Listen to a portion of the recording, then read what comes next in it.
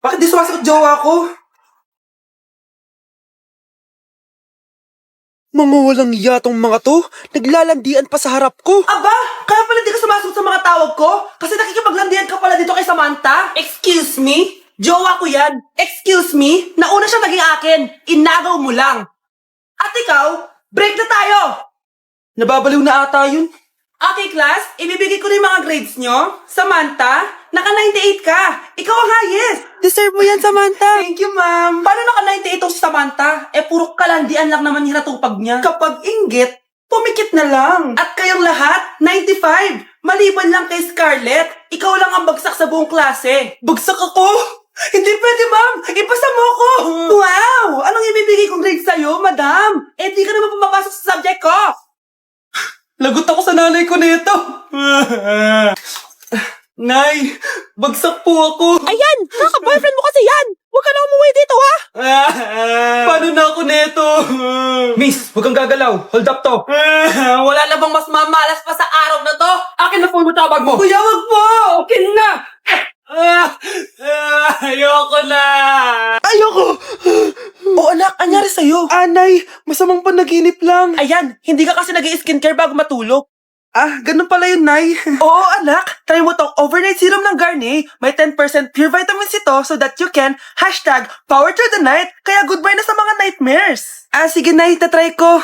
Grabe, ang fresh ko na naman. For sure, may in love na naman sa akin yung jowa ko. Oo, glowing ka nga, anak. Pero huwag ka ilusyonada kasi wala ka naman jowa. Grabe. Grabe ka, Nay. Okay, class. Magdi-discuss ako. Makinig kayo sa akin, ha? Oh, grabe. Ang ganda ko talaga. Masaya na naman siya, oh. Manda ka sa akin. Ma'am, di ba po bawal mag-makeup kapag oras ng klase? Si Scarlett kasi nagme-makeup po. Lu, pero pag ikaw pwede? Basto. Ay, oo. Mamaya na yung makeup na yung Scarlett, ha? Makinig ka sa akin. Di na siya makakapag-retouch. Okay, class. Dalawa ang naka-perfect sa exam natin. Si Cheska. Expect ko naman na perfect ako, eh. At si Scarlett. Perfect din ako. Talagang nilalabanan ako ng babaeng to? Patingin na test paper mo. Ma'am, di ba wrong spelling is wrong? Mali yung pneumonia niya, oh. Walang P sa una. Ha? Ay, oo nga. Kulang ng P. Hindi ka na perfect, Scarlett, ha? Ayan, ako na ulit ang highest dito sa klase. Kontrabida talaga tong si Samantha sa buhay ko. Bakit di nagre-reply yung jowa ko? Saan na ba yun? Tagal naman ni Scarlett. Saan na kaya yun? Hi, Miguel! Oh, Samantha, samahan mo naman ako sa kantin. Libre kita. Di pwede. Hinihintay ko yung jowa ko. Ha? Nasaan na ba yun? Yay! Sasamahan mo ako!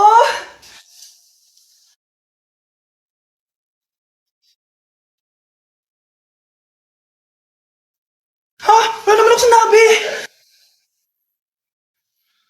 Scarlett?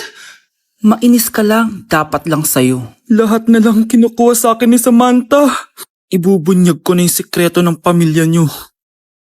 Hoy, wag mo sasabihin kay nanay na pupunta ako sa boyfriend ko, ha? Sige na, bye-bye. Hoy, bata ka! Saan ka pupunta? Anay, gagawa lang po kami ng project sa kaklase ko. Wow! Kailan ka pa nag-aaral na maayos? Pupuntahan niya yung boyfriend niya. Kaya pala pulang-pula yung labi mo kasi tatakas ka. Anay, humanda ka sa akin. Sasakalin niya daw ako, Nay, oh. Aba, humanda ka sa akin, bata ka. Halika dito. Anay, hindi na. Nay, nawala daw ni Kuya yung Tupperware mo. Ano? Nawala niya yung pinakamamahal kong Tupperware? Humanda sa akin ng kuya mo. Nasaan yan? Lagot ka, Kuya. Galit sa'yo si Mama. Ano sabi mo, Kyle? Nasaan na yung kuya mo? Ha? Nandito ka palang bata ka, ha? Etong sa'yo. Bakit mo pinito yun, Nay? Sabi ni Kyle, nawala mo doon Tupperware ko. Anong nawala? Eto Tupperware mo, Nay, oh. Ay, nandyan pala. Agad ka kasing nagpapaliwala dyan. Tawa ka dyan, ha? Manda ka sa akin. Few moments later. Boring naman ang pinapanood mo. Palitan natin yung mas nakakatawa. Sige, Kuya. Asking you to kiss me. Hindi naman nakakatawa yan, eh. Bastos yan, eh. Ayan na, magkikiss na sila. Hay! Mga punyeta kayo? Ano pinapanood nyo? Anay! Si Kyle, Nay. Siya yung nanonood, eh. Kyle! mo pa? Ganyan na pinapanood mo? Kala ko naman matino ka. Si Kuya yun, Nay eh. No! Simula ngayon, bawal ka na mag-TV. Uy, Scarlett, di ba ex-boyfriend mo yung bago ni Samantha? Samantha, tinraidor mo ko.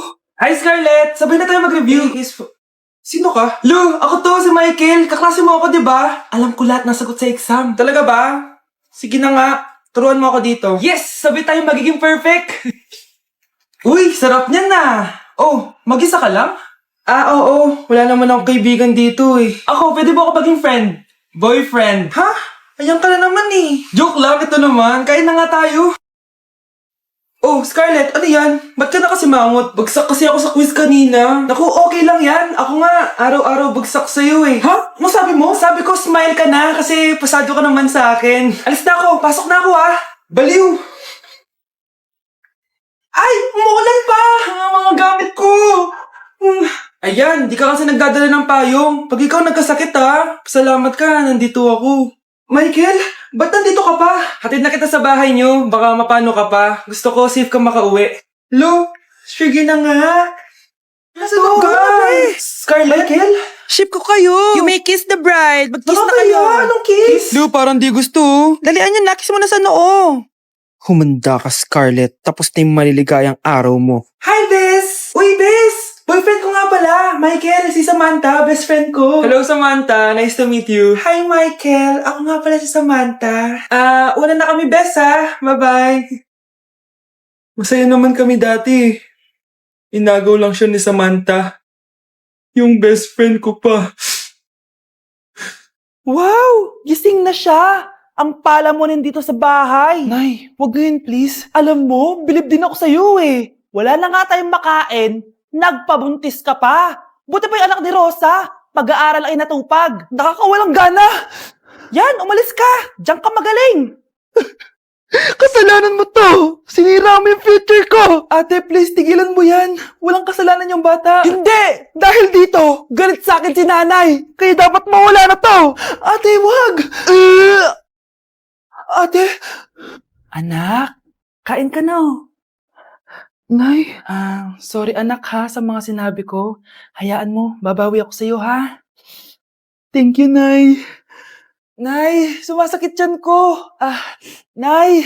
Oo, yung pinag-usapan natin ha. Hihintayin ko ng mga anak tong babaeng to. Pag nabigay ko na yung bata, ibigay mo na agad yung pera sa akin ha. Balak ibenta ni nanay yung anak ko. O anak, okay ka lang? Walang hiya ka, Nay! Ang sama mo! Akala ko, totoong nagbago ka na.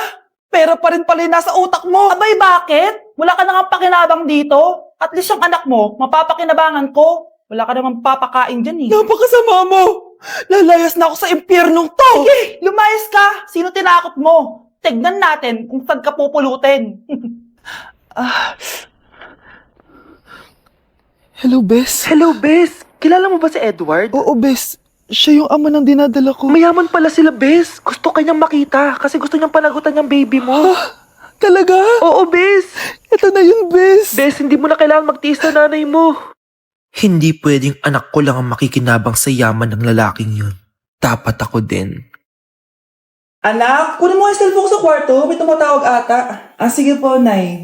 Sabi cellphone ni nanay. Anak, bilisan mo naman. Ay, salamat naman, nakatae din. Scarlett, ba't nandyan ka? Eh, di ba pinukuha ko sa phone ko? Pinagsasabi mo, Nay. Kanina pa ako dito sa loob. Nay, ito na po cellphone niyo. Sino yan, Nay? Bakit kamukha ko? Teka lang, bakit dalawa kayong Scarlett? Nananaginip pa ako? Nay, ako yung totoong Scarlett. Ha? Sinungaling! Ako to, Nay, ang totoong Scarlett. Sandali nga! Hindi na ako tutuwa sa inyong dalawa, ha? Isa lang ang solusyon dito. Magtatanong ako at kung sino ang makasagot ng tama, siya ang totoong Scarlett.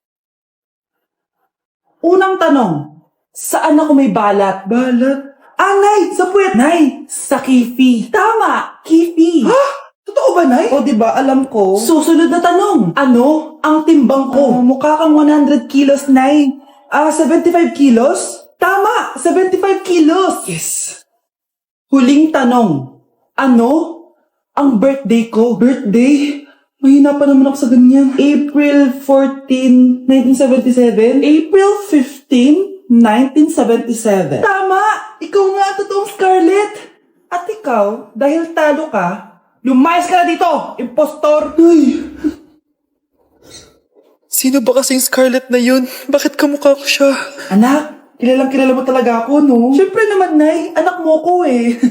Worth it lahat ng pagpaparetoke ko dahil sinira mo ang mukha ko noon. Ngayong napaniwala na kita, gaganti na ako sa'yo.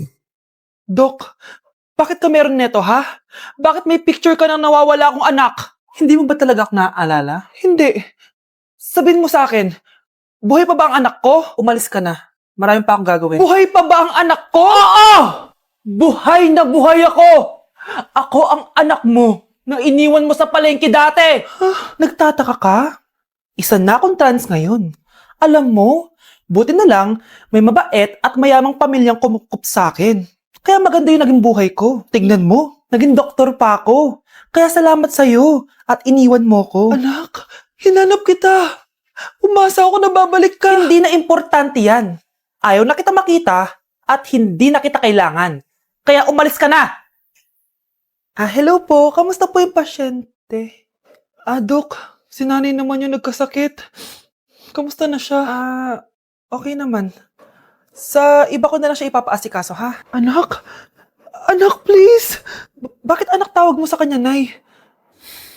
Sure ka ba na habang buhay ka magagalit sa nanay mo? Nakita ko results niya kanina. Anytime, pwede siya mawala. Magpapahangin lang ako. Nasaan na sila? Hello, nurse? Nasaan yung pasyente dito sa room 214? Anak? Ako ba hanap mo? Nay, akala ko may masamang nangyari na sa'yo. Anak, hindi na kita iiwan. Good news! False alarm lang pala yung nakita namin results sa nanay mo. Ibig sabihin, magiging okay siya. Salamat naman. Nay, ayoko na mawala ka sa akin, ha? Yay! May ate na ako!